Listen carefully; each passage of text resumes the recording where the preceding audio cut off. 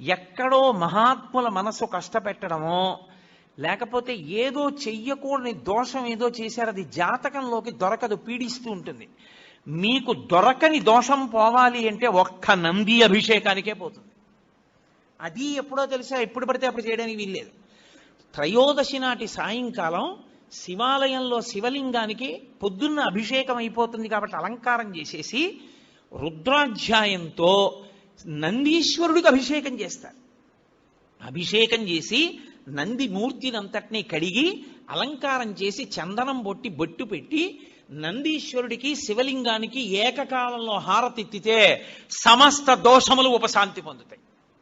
ఒక్క త్రయోదశి నాడే. ఇక ఇంకొక రోజు లేదు దానికి. దోష నివారణార్థం చేసేటటువంటి అభిషేకం నందీశ్వరుడికి ఉంది ప్రదోష వేళలో. జాతకంలో వచ్చేటటువంటి అంత గొప్ప గొప్ప దోష